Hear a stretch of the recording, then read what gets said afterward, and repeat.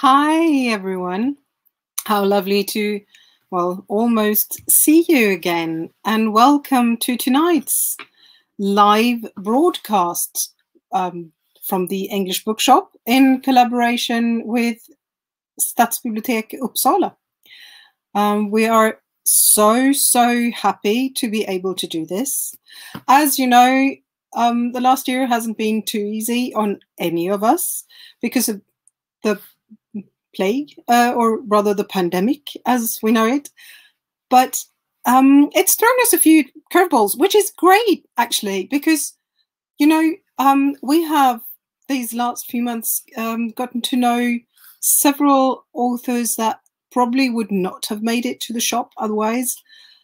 And, well, we've met David Levithan and Anne Cleeves, and tonight I am so excited to say we're meeting Victoria Aveyard, and wow, it's huge, isn't it? I am so happy to be able to say those words, that we actually have her here with us tonight. And please remember that you can ask her questions in the comments section, both on Facebook and on YouTube. Of course, this is if you're watching it live. If you're not, I hope all the other audience has asked all the right questions. But even if you're not watching it live, you can certainly order signed copies from the links shown in the events page, which I really hope you do, because, I mean, honestly, who wouldn't want a signed book by Victoria Aveyard? Come on, this is wonderful. Victoria Aveyard is most famous for her Red Queen series, and she lives in Los Angeles, California, which is from where she will be joining us tonight. And she's just written a first book in a brand new series. It's called Realm Breaker. And if you haven't read it yet, you got something to look forward to, because, well, sorry, a bit of fangirling there. I hope you can all agree with me that some authors are just worth it. But without further ado, please welcome the amazing Johanna Lundin and Victoria Aveyard. Yay! Yay!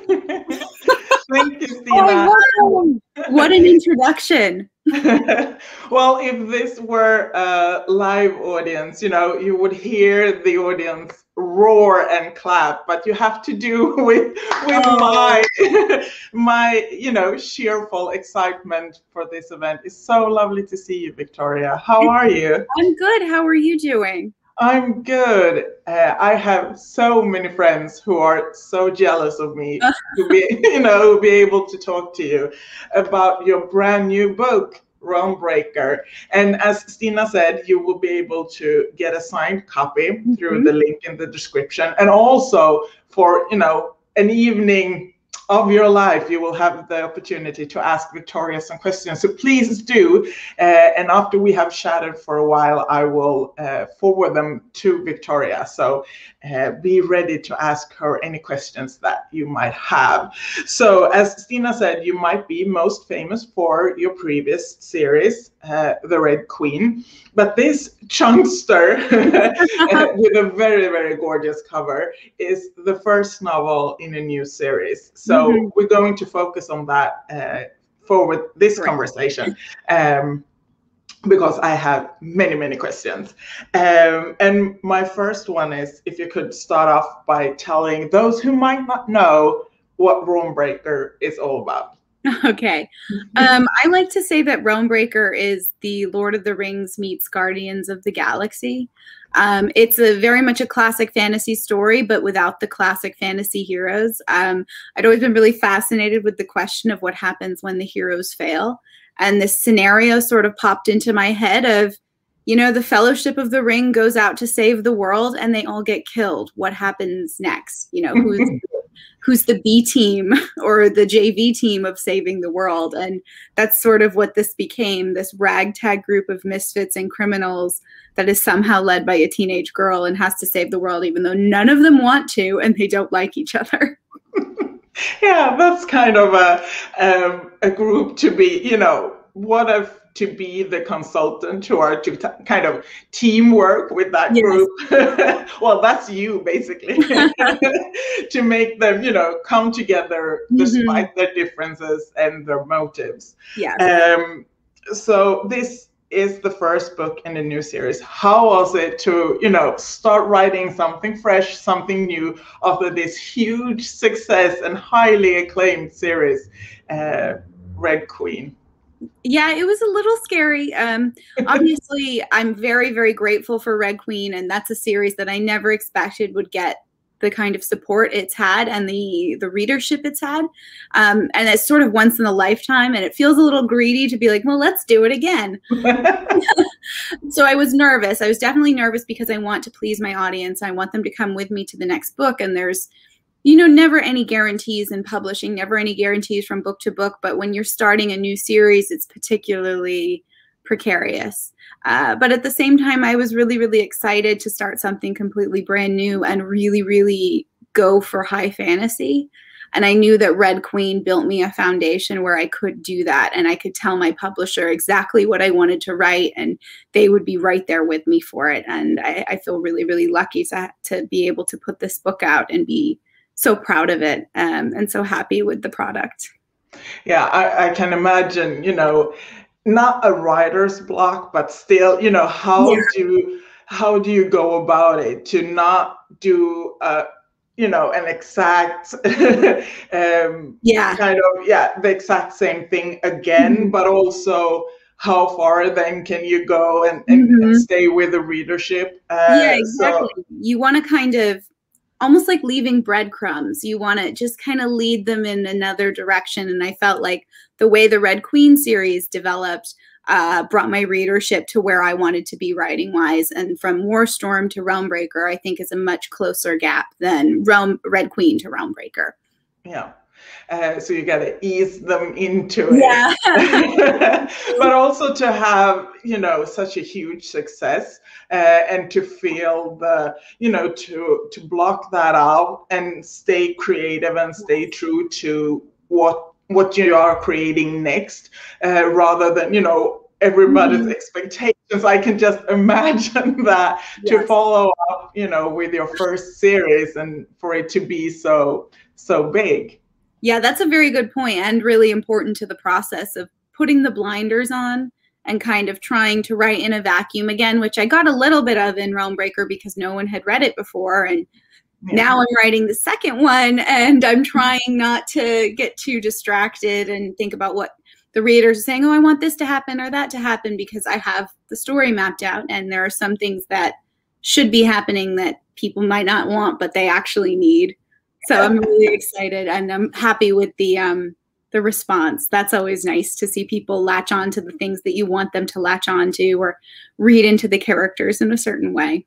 Yeah, to trust your instinct and to trust you as the writer, and to, you know, go along for the ride. And I think you have built such a good foundation with that, with your, you know, your previous series, and I think as you mature as a writer, you can kind of, you know, let go of that, of the expectations, and staying true to your craft. I have no doubt that you will be able to do that. I hope so. It can be difficult, especially with social media, but for drafting this new book, the second book, I have just deleted Twitter off my phone. Good thing. I don't have the time for it, and it's not good for me. So maybe after I hit my deadline, I'll be back, but maybe I'll think, I don't need this. Yeah. So I am so fascinated by fantasy writers because you build your own, you know, universe. So can you talk a bit about how that process, how you go about to do that, and if it differed from your previous novels till this one? The world building on this was definitely more extensive because Red Queen is set in the future of our world, so I had a foundation that actually existed, and it wasn't as much of me building something brand new. Whereas Realmbreaker is completely new in a completely new world, and so I had to do a lot of the history as well, so I understood where everything in the world was coming from, down to, you know, the borders of different kingdoms and the trade routes and stuff that probably might not ever make it on the page, but really helped me metabolize the world. And so when I'm writing, I understand it that much more, and it feels that much more real to the reader. In fantasy and in sci-fi, the number one thing is about making the world believable, even if it's completely extraordinary, even if there's magic or something crazy going on, you have to make it believable to the reader. And if they don't believe it, they don't care. So one of the ways we do that is to make the world feel like it has a history, like you can pick something up in a room and there's a reason for it there. One of my professors used to say good world building is you can step away from a scene that's happening in front of you, open a door into the next room, and something else is going on inside there. So to make it feel like the world is existing without just the characters in the story was really important to me. And I'm glad that readers feel that way, at least based on the glimpse I've seen. But I always start with a map with my world building, especially for fantasy, because maps and let me get it out for the audience.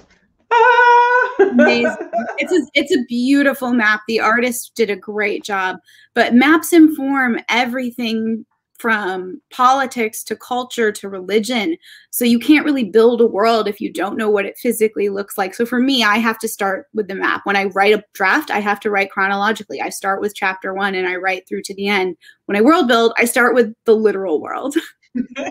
So the map that's included in the book, did you have that at hand whilst writing, or did you have your own? Like, I'm picturing your wall, you know, in your writing space, to have, you know, this big map and like posters and I wish. You know. I did, at one point, I did have it up on my wall, and I had printed it on like 8 pieces of paper that I pinned together on my pin board. So that was there at one point. I'm not quite sure where it went, but I had the map that I made just on my computer in Photoshop, which was very simple, but had all of that same information. It had a lot of information on it, to the point where we were worried that the artist, who was so detailed and so talented, we thought, is this map going to have too much? Is she going to be able to synthesize all of this into a map piece of art?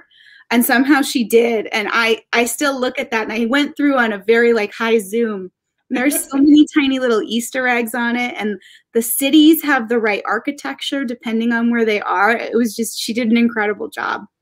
Yeah, I can imagine that you sort of have to build and know things that are not included in the book, but for you to get, you know, as the architecture or the smells or you know, everything, for you to get a sense when moving in this universe that you created, and especially with in publishing, you turn in your manuscript, and then it takes a while for it to be a book.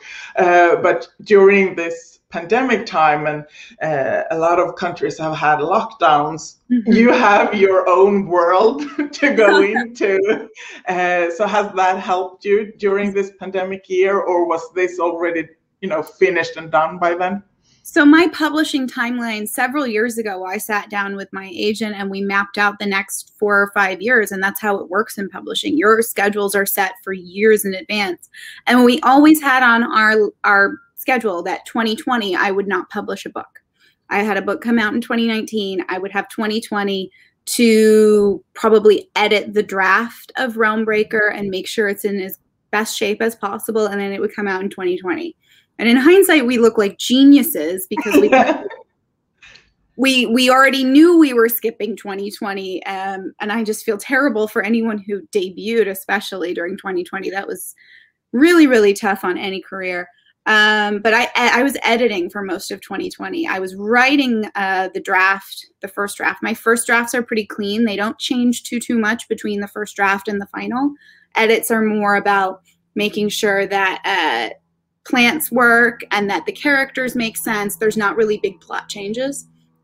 But for me, 2019 was really rough in the United States, if you guys remember, in charge during that time. That was hard, and that was very stressful, and it was very cathartic to have a fantasy world that was so much fun to escape into for myself and just really go for it and write the book I wanted to read when I was 14 years old, while I felt kind of out of control in my real life. And then 20 having to work on was amazing. Yeah. So from my understanding, you're in the last stretch now of the PR for this book. Yes. And we will then go into details what will happen next. Okay. Yeah, but another well, I can see that there are tons of questions being submitted by the audience, so we will get to them. I am not that much of an avid fantasy reader, so for me this was an adventure, you know, on so many levels.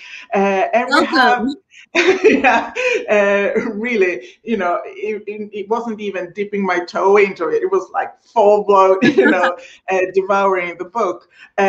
And it's this set of characters that we follow in Realmbreaker, who are like misfits, and they have more, you know, things that are not similar than they do. And you said so now, but whilst I read it, my, you know, association went to Lord of the Rings. Like, you have my ox, and I can see them all, you know, coming together. Am I too far, you know, out there in my association to find similarities with Lord of the Rings? Yes.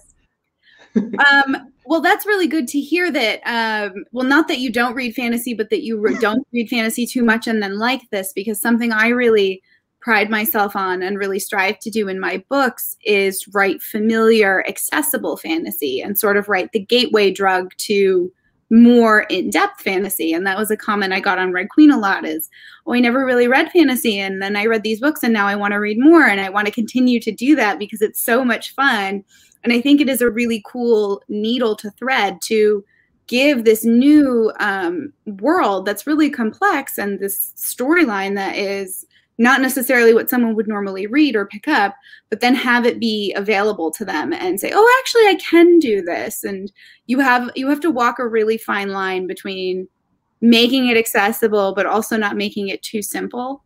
But you also don't want to intimidate the reader too much with crazy names or something completely out there. So I'm really happy that I was in that little space for you.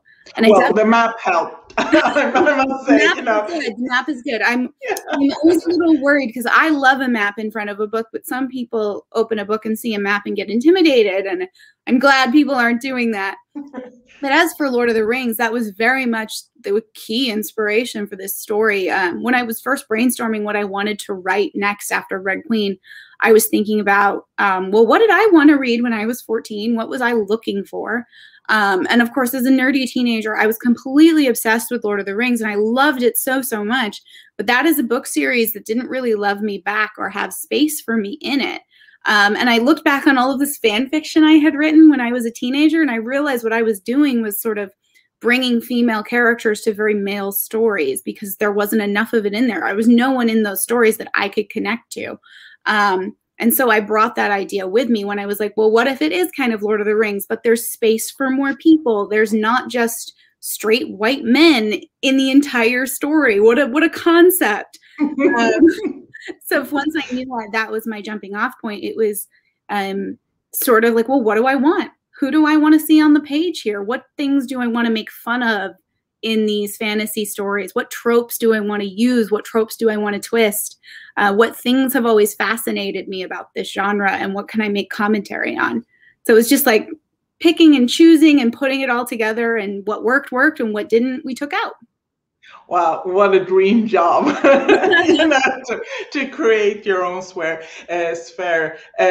Previously, in this series of Authors Talk, we had Mackenzie Lee, and I'm so glad that she was prior to you, because her it's Lady and I forgot the title now, but there she has a female pirate, and they are going on this quest. And here we very much have a main character who is a pirate, queen's daughter, who we are introduced to early on in the story.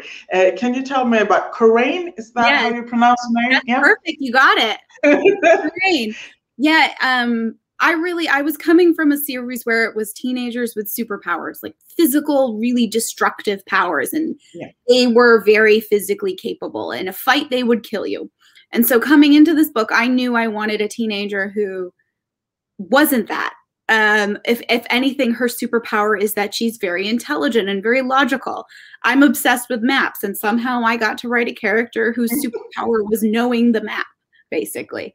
So having that be the core of her character, that her strength is her mind, but she's also being thrown into the greater world. So I got to play out that very, very common experience of, you're a teenager who wants to see the world, who wants to grow, who wants to know who you are. And I got to put it on this fantasy sphere, essentially. I got to have that micro journey for her on the macro level. And I put it in this magical lens of, well, she is restless and wants to see the world, not just because she's a teenager, but because she's of this ancient bloodline. And that's what they do. They're restless and they're conquerors, and they want to go out and see everything. And her mother is too protective of her and won't let her go. And I think we all have that little jostle with our parents, especially when you think like you're not enough for them. So getting to filter all of that through a character who at the same time was, being called on to save the world, I felt like it was a really fun balance of the ordinary and the extraordinary. Yeah, I mean, her mother says, no, you cannot go with us. You're not cut out for that kind of life. And then she's doing this as many teenagers do, trying to distance yourself from the mother. And if her mother thought that going with her was something, of an adventure, she didn't find her ready for. Beware, mother, because other things will then come to happen. So Coraine is one of the characters that we follow, but there are more. Can you tell us a bit more about the other characters and what sets them apart from Coraine? Yeah, one character who I really, really loved and really enjoyed getting to write was Democrion, who's the immortal, essentially.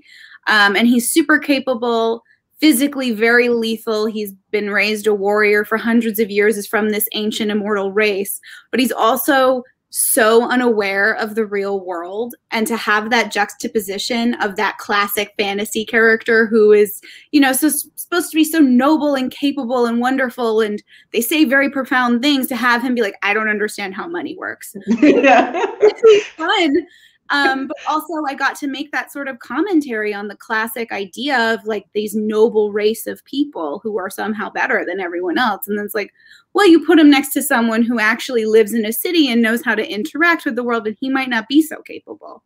So that offered like both a really fun exercise as a writer, but also gave me a lot of room for humor, and to contrast him specifically with the completely amoral assassin who has to join their group and doesn't want to be there and is much less of a noble character, but is probably more useful to the journey, even while she wants to leave at every single corner, and hates this guy and he hates her, but they work really well together.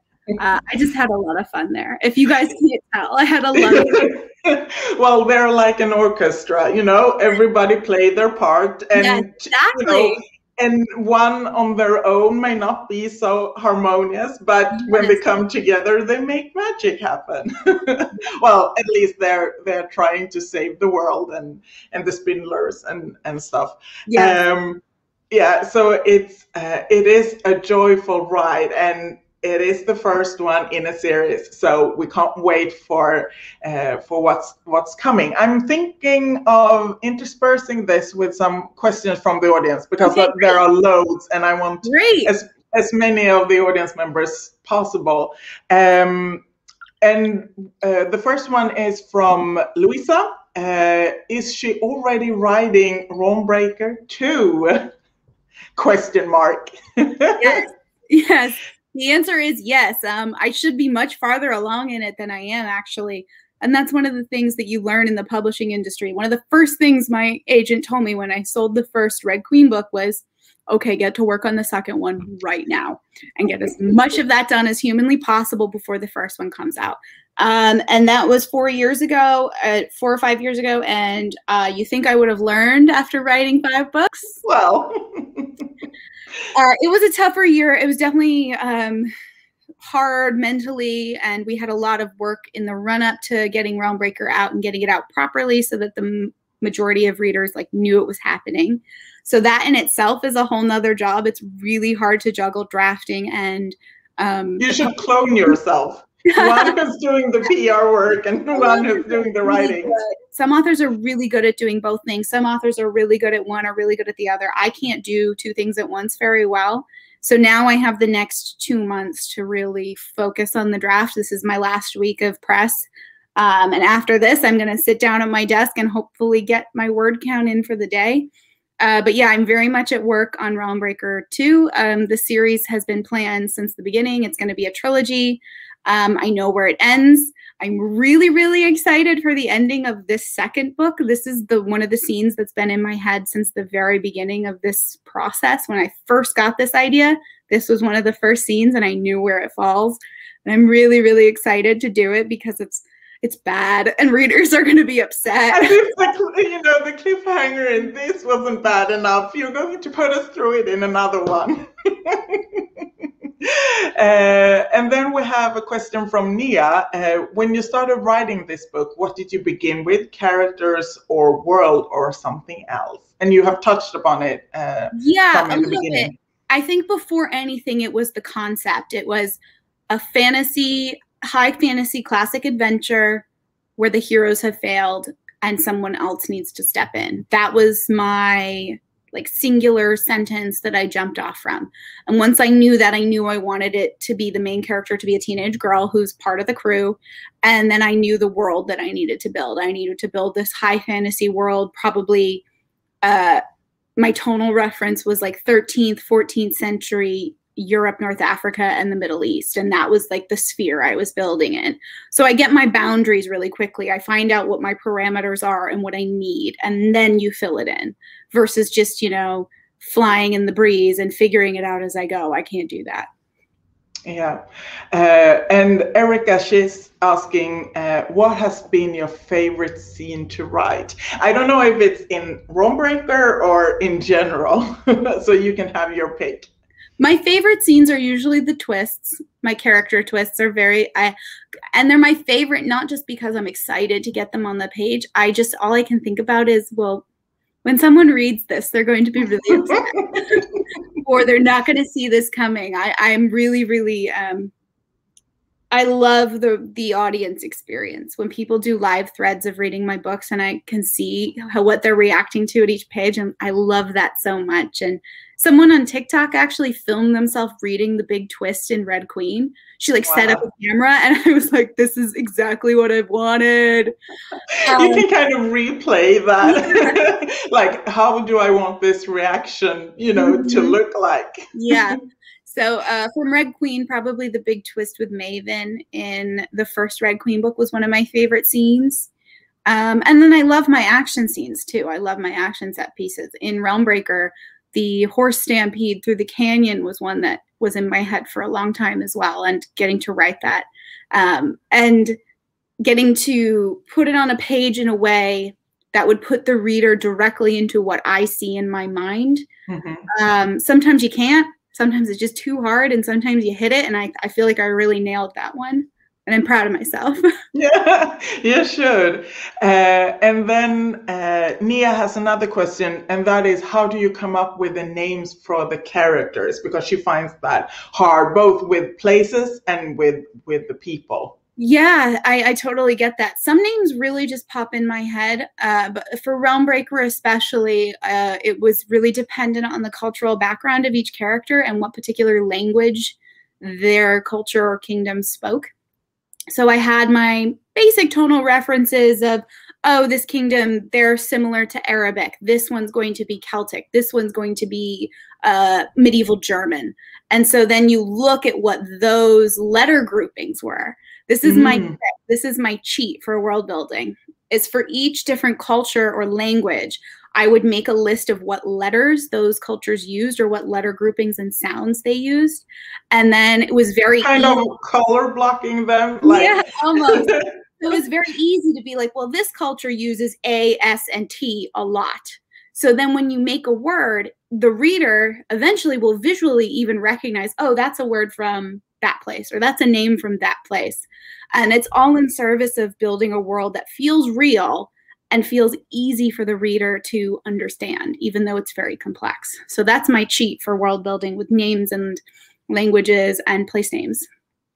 Yeah, as it is in the real world, you know, here in Scandinavia, we have our, you know, O with the 2 dots yes. and an A with 1. Yeah, so I can, when seeing, okay, so they might be ancestors that aren't from, you know, the Nordic or Scandinavian countries.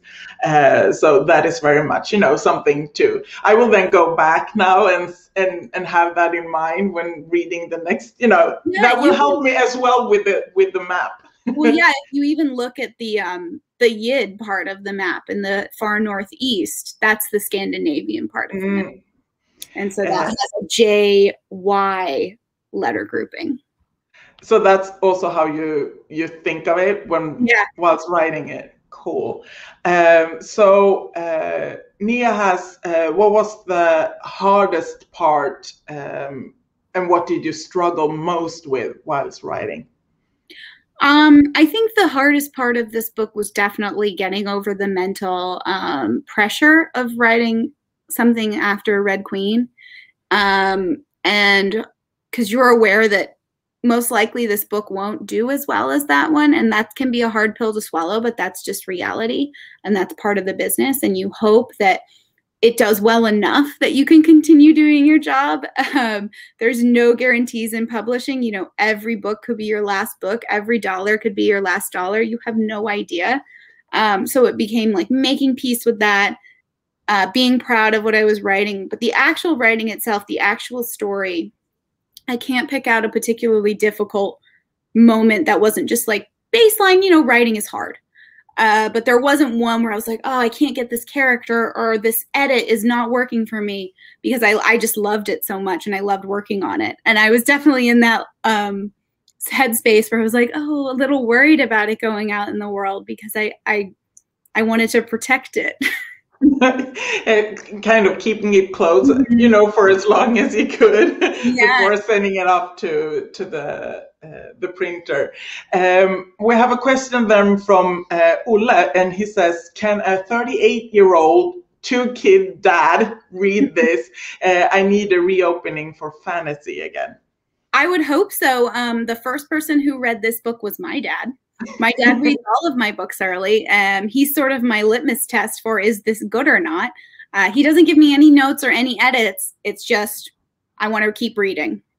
And if he wants to keep reading, that means it's good. He's currently reading it for the 3rd time and really likes it. Both my parents have read it multiple times, and they're like, it actually gets better every time you read it. And I'm like, oh, that's nice. I've read it like 20 times and I'm sick of it. Yeah, so that's how you spend your evening. Good to know.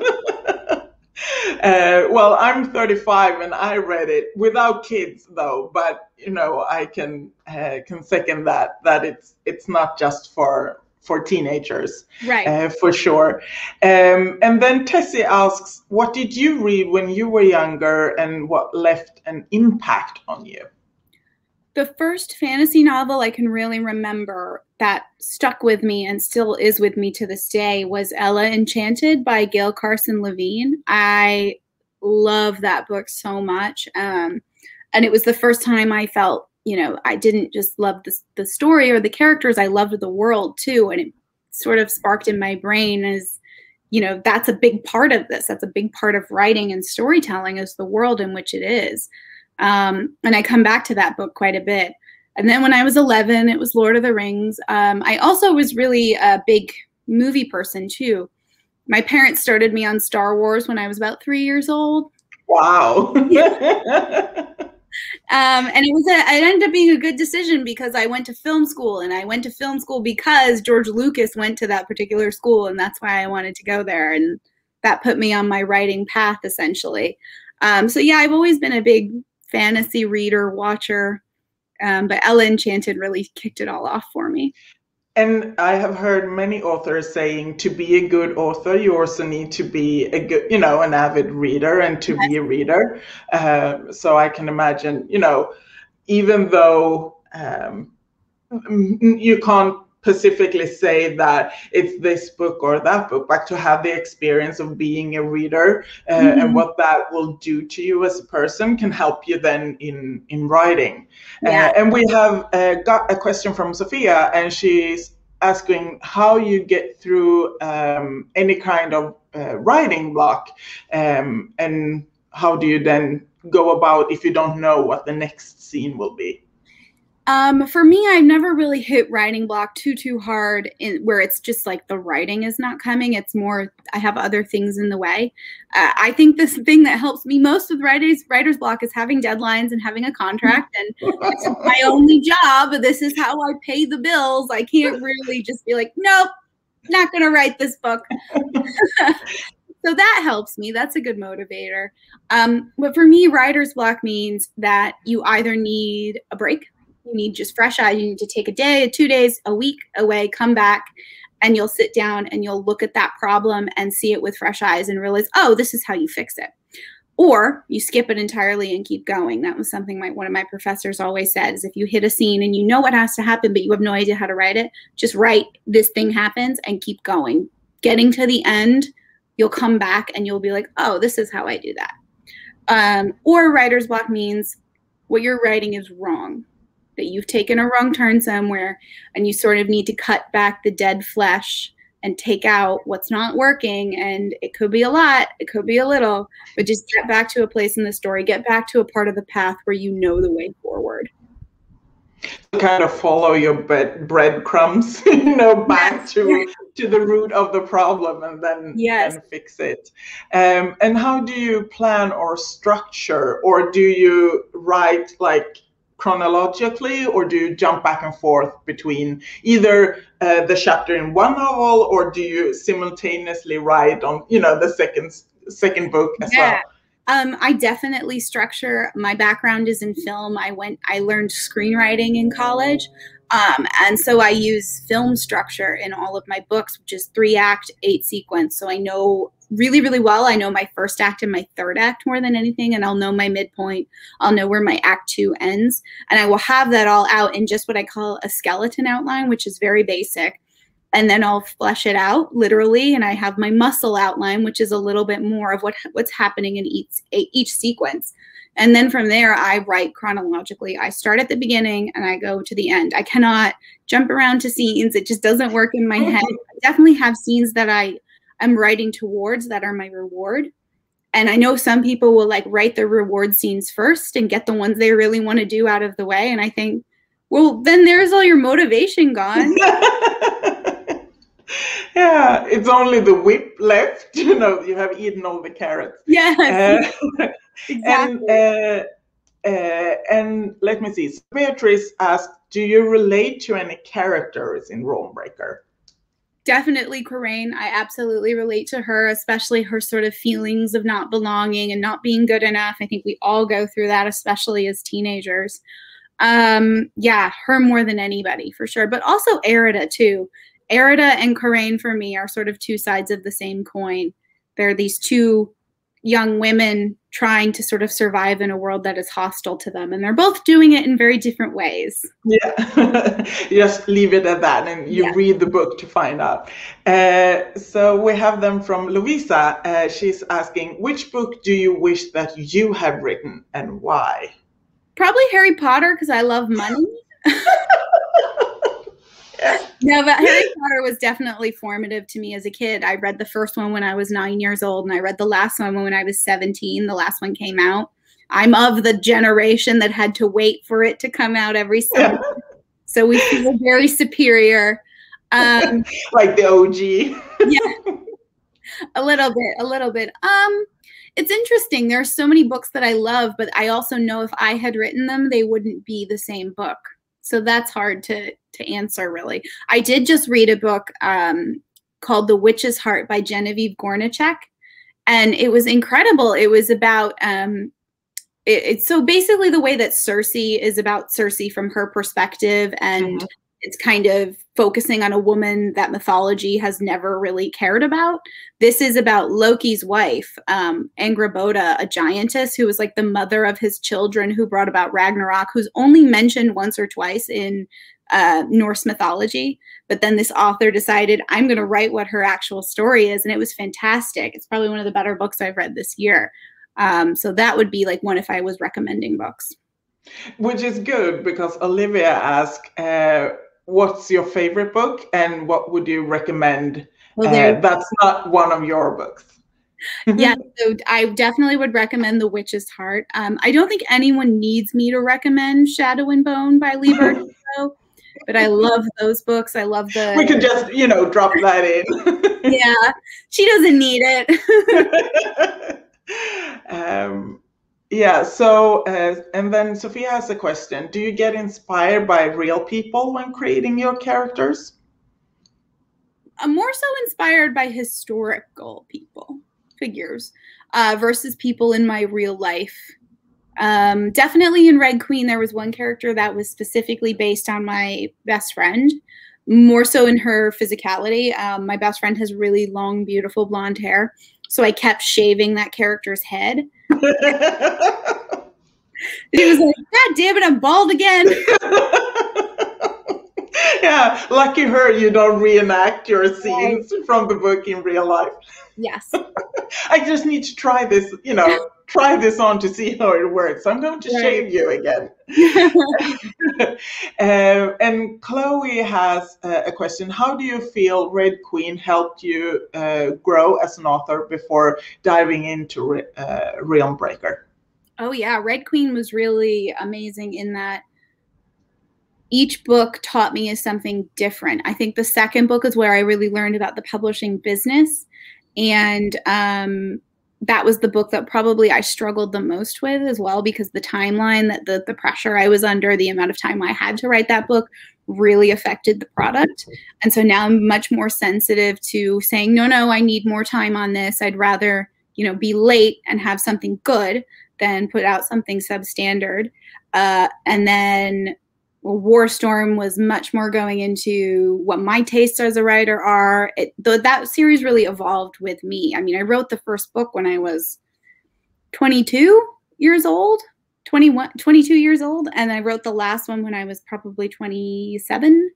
So it's very, very big chunk of my life at the time, and very much my life changing, in that first book I wrote living at my parents' house at their coffee table. And the last book I wrote in my house that I own, in my office, in my house. It was just crazy, the change that happened because of that series, and how much I discovered about myself as a creator.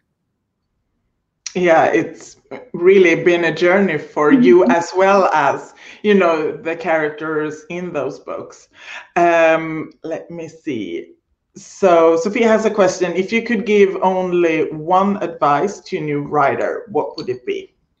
I see people who will write a chapter 1 and then edit that chapter 1 until it's perfect. And maybe that works, but I don't think it does. I think you need to write chapter 2. I think you need to write chapter 3.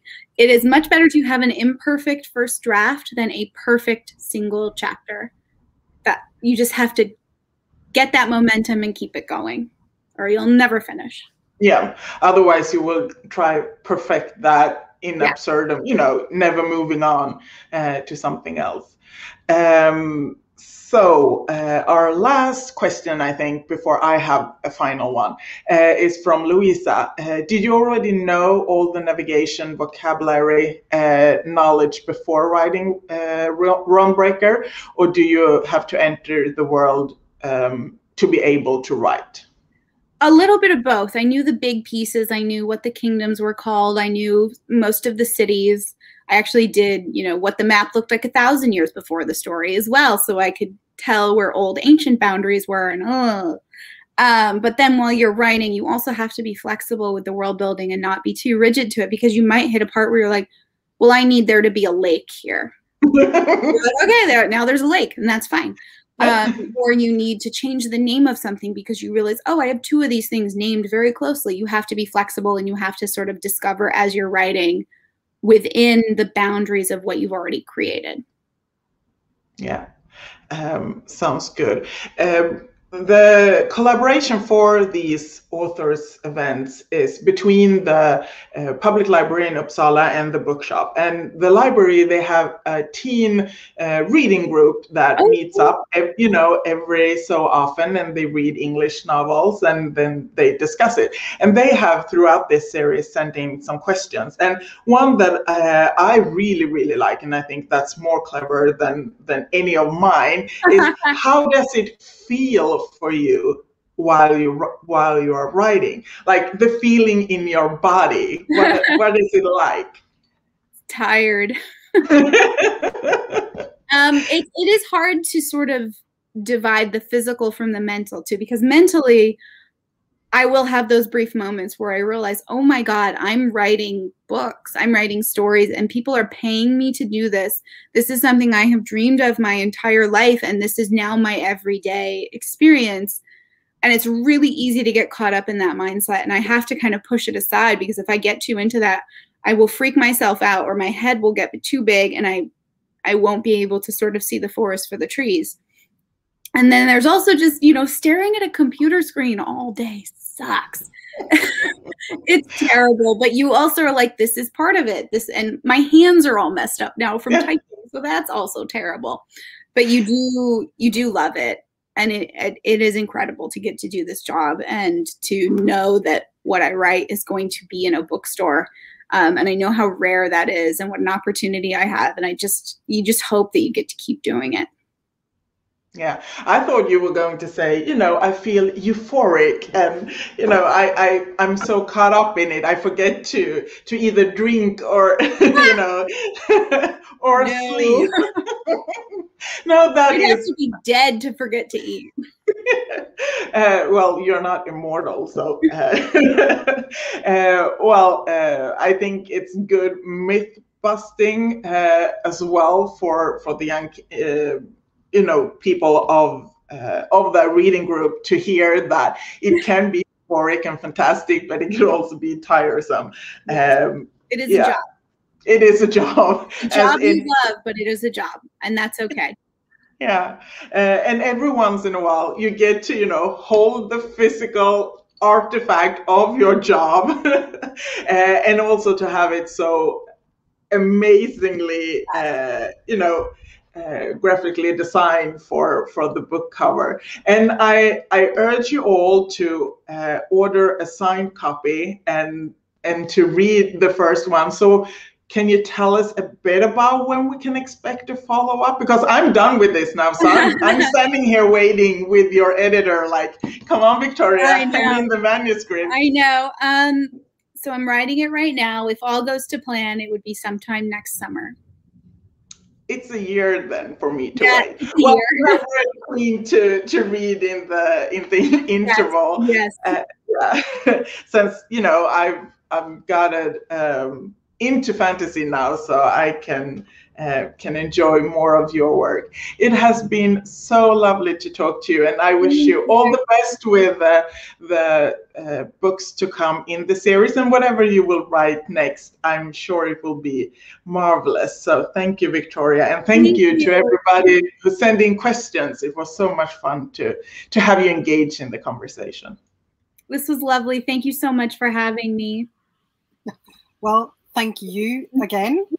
We are super chuffed to have had this amazing opportunity of talking to you. And can I just say that I once or twice I sort of screamed a bit at your because that's the way I am around books, and that's why I work in a bookshop. But also The Witch's Heart that you mentioned. Mm-hmm. Actually our fantasy book of the month this month. Oh wow!